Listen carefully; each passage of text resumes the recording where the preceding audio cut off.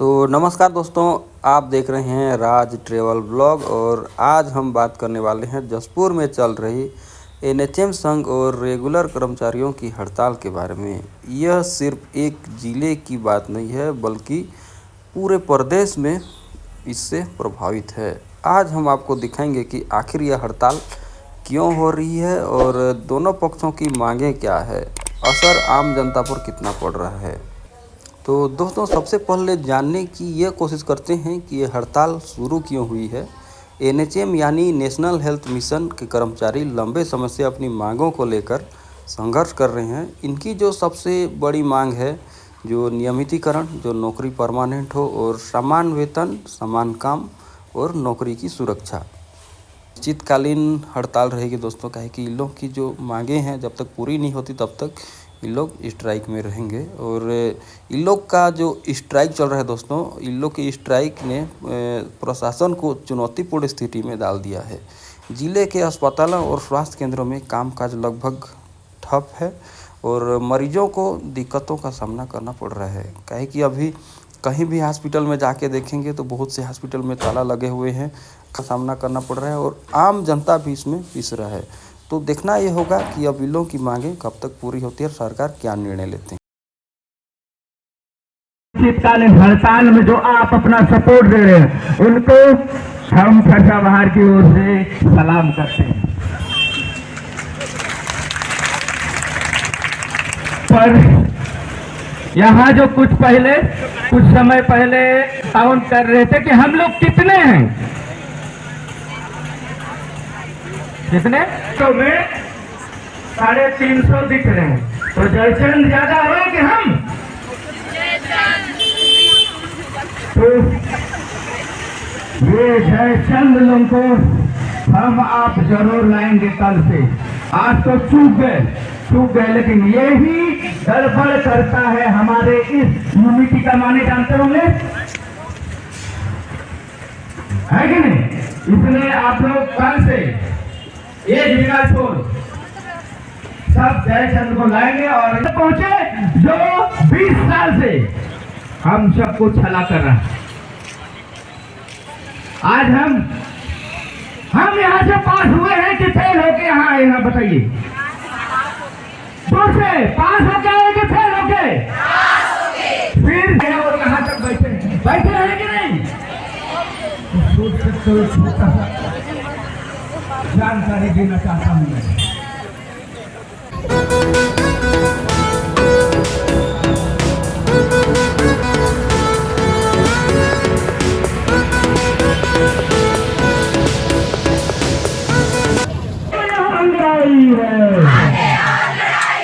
हम अपना अधिकार मांगते खड़े हो जाएंगे, पीछे साइड। तो दोस्तों, जो ये माहौल देख रहे हैं ये हमारे जसपुर की है और देख सकते हैं एनएचएम संघ के कर्मचारी नारेबाजी करते हुए, और देख सकते हैं पुतले के माध्यम से सरकार को ये जताने की कोशिश कर रही हैं कि जो ये कुछ हो रहा है ये सब नहीं होना चाहिए करके। और जगह जगह पर धरना स्थल बनाए गए हैं और लोग अपने अपने तरीक़ों से सरकार तक आवाज़ पहुंचाने की कोशिश कर रहे हैं।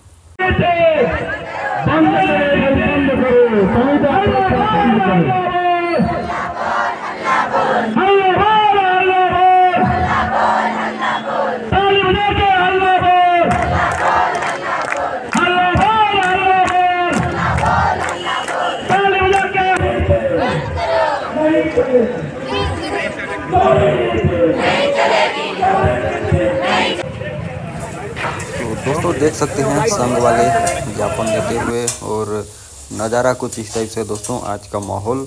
हड़ताल का सबसे बड़ा असर जनता पर पड़ रहा है और छोटे छोटे मरीजों का इलाज रुका हुआ है। ग्रामीण इलाकों में स्वास्थ्य सेवाएं प्रभावित है और दवाइयां और इमरजेंसी सेवाएं भी बाधित है। लोगों को कहना है कि उनकी परेशानी बढ़ रही है, लेकिन साथ ही कर्मचारियों की मांगे को भी मार्गदर्शन देते हैं। और यथासंभव हमारा प्रयास ये रहता है कि उस बच्चे का ट्रीटमेंट हो और उसको निःशुल्क हो, चाहे यहाँ हो, दिल्ली हो, रायपुर हो, कहीं भी। हम लोग बहुत संवेदनशीलता के साथ इस काम को करते हैं। जैसे हम सबने कोविड के समय में भी काम करा।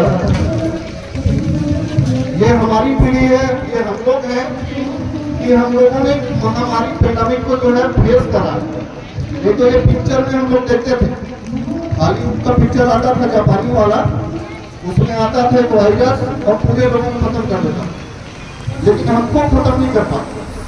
क्यों नहीं कर पाया? ये हमारी डेडिकेशन, आप सबकी मेहनत है कि हमने जो है मानव समाज को बचा के रखा। सबसे ज्यादा काम और सबसे ज्यादा ऐसा काम कि जिसमें जिंदगी बचाना होता है वो हम ही लोग करते हैं। स्वास्थ्य विभाग के कर्मचारी इस काम को करते हैं। हम लोग को अपने काम पे गर्व होना चाहिए, लेकिन सरकार को इस बारे में हमारे लिए जरूर सोचना चाहिए। कई बार ऐसा होता है कि सरकार बोलता है क्यों करती है, संविदा नौकरी में तो लिखा हुआ था इतना पैसा देंगे, नौकरी छुड़वा देंगे, ये कर देंगे, वो कर देंगे, छोड़ देना था। क्यों? हम लोग इसलिए करते हैं कि हम लोग लोगों से जुड़े, हमारा काम है लोगों के स्वास्थ्य के प्रति जागरूकता करना। दूसरा चीज ये भी है कि हमारे बिना स्वास्थ्य चलेगा नहीं, चाहे आप लोग हों, हम लोग हों, कोई भी। स्वास्थ्य विभाग एक ऐसा विभाग है जो सबको समेट के लेके चलता है, चाहे वो अमीर हो, गरीब हो, कोई भी हो, हमारे पास ही आते हैं चिकित्सा के लिए।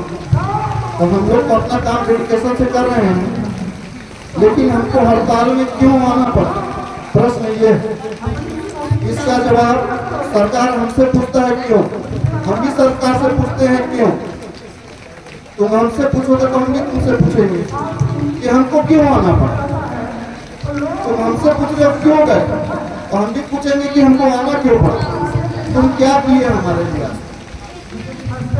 बोलते कुछ हो, करते कुछ हो, दिखाते कुछ और हो, तो ये नहीं चलेगा। अब की बार आर या पार, कटोरा या कार।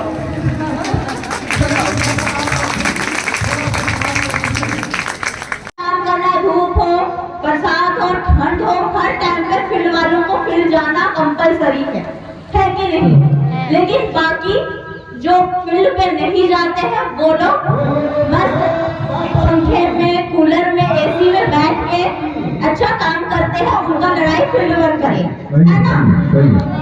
क्योंकि फील्ड वर्क वाले लोगों का दर्द नहीं समझ, बोलते नहीं तुम लोग संविदा वाले हो, फील्ड में हो, काम तुमको करना पड़ेगा, है ना? और शाम के टाइम पे डेली मीटिंग, भाई आज कितने लोगों को टीका लगाए, वैक्सीन लगाए।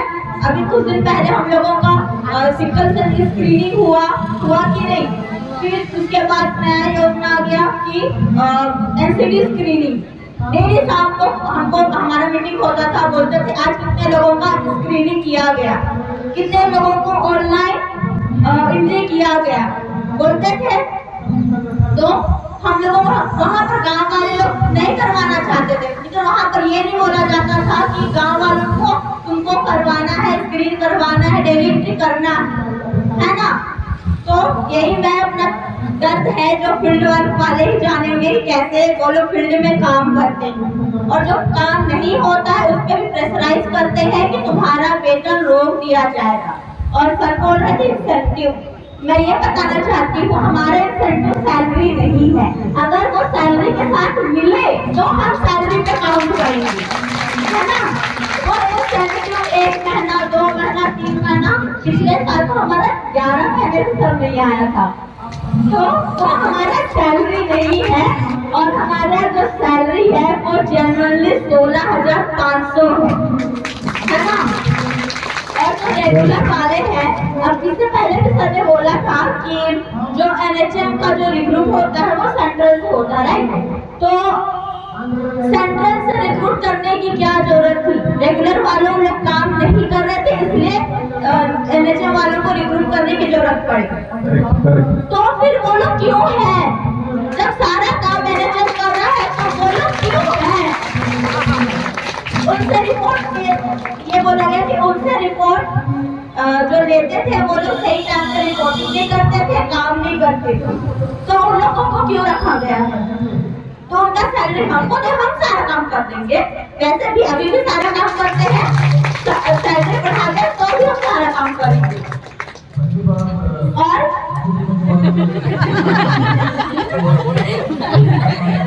आप बोलिए। और ये भी है,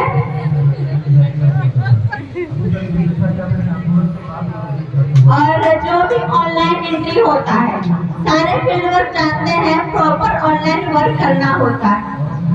कोई भी फर्स्ट एनएम को पूछे कि आईडीएसपी कैसे करते हैं, उनको पता नहीं, क्यों करते हैं पता नहीं, है ना।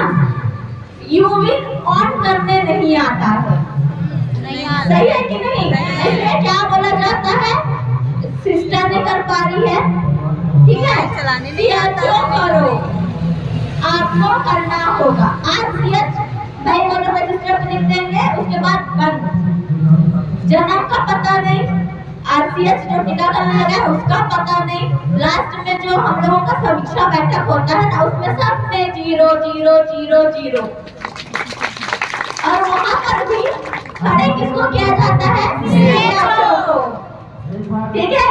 और जो रेगुलर स्टाफ जो रहती है, जो वो छुट्टी पे, सीएचओ बोलेगी मैं नहीं बताऊंगी, एनएम सेकंड एनएम बोलेगी मेरे को रजिस्टर नहीं मिला है, सिस्टर बताई नहीं है, बता के कौन जाता है, रेगुलर वाला। और जो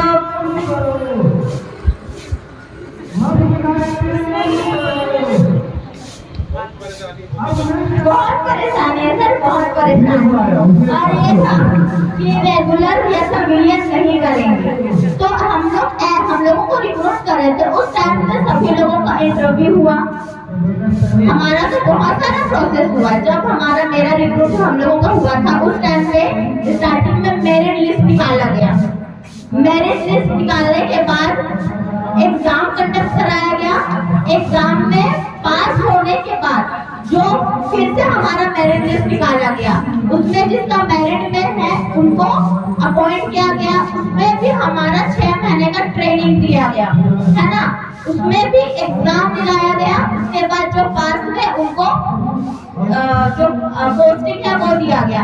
इतना प्रोसेस होने के बाद हम यहाँ आए हैं और बोलते सिविलियन में प्रॉब्लम होगा, क्यों होगा भाई, वो लोग सीधी भर्ती निकालते हैं, उसमें सिर्फ मेरिट लिस्ट निकालते हैं और सीधी भर्ती दे देते हैं, उसको अच्छा खासा सैलरी देते हैं। हमारा मेरिट लिस्ट, एग्जाम, फिर एग्जाम के बाद ट्रेनिंग, उसके बाद एग्जाम, फिर हम पास हुए, फिर हमको पोस्टिंग दिया गया। इसमें हमारा क्राइटेरिया नहीं है क्या, नहीं आता हमारे क्राइटेरिया में। हाँ, तो क्या प्रॉब्लम हो रहा है हमको सिविलियन करने में? ऐसे बोलो तब तो होगा, बढ़िया बना के तब ड्यूटी करो। वही तो बोल रहे, हम तो डेली आ रहे हैं सर, डेली बैठ रहे हैं। मलाई की बात है आप लोग तभी तो मजाक में आप लोग।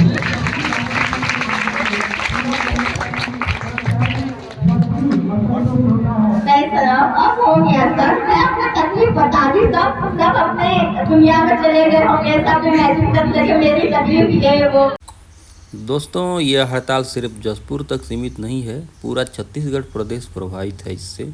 राजधानी रायपुर से लेकर छोटे छोटे ब्लॉकों तक कर्मचारी एकजुट हैं।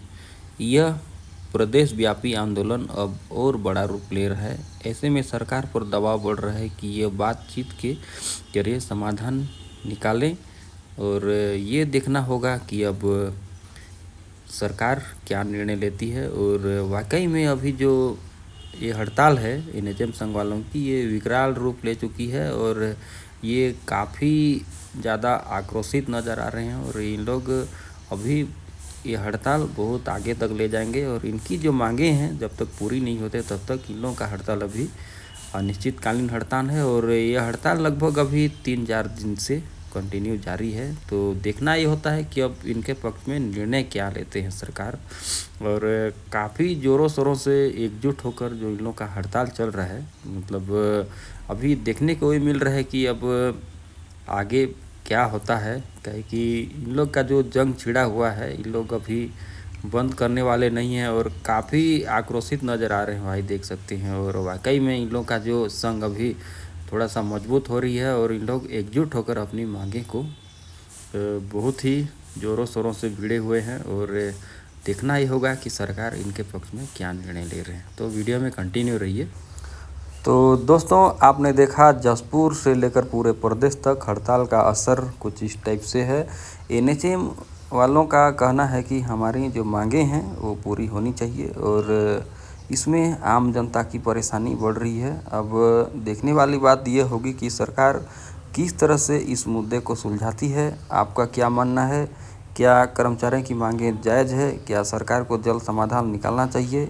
अपनी राय हमें कमेंट में ज़रूर लिखें और वीडियो अच्छा लगे तो लाइक शेयर और सब्सक्राइब करें कि ऐसे ही न्यू ब्लॉग आप सबको हमेशा देखने के लिए मिलते रहते हैं। तो आज का ब्लॉग मेरे को यहीं एंड करना चाहिए और मिलते हैं बहुत जल्द एक प्यारा सा नेक्स्ट ब्लॉग में। तब तक के लिए मस्त रहिए, स्वस्थ रहिए।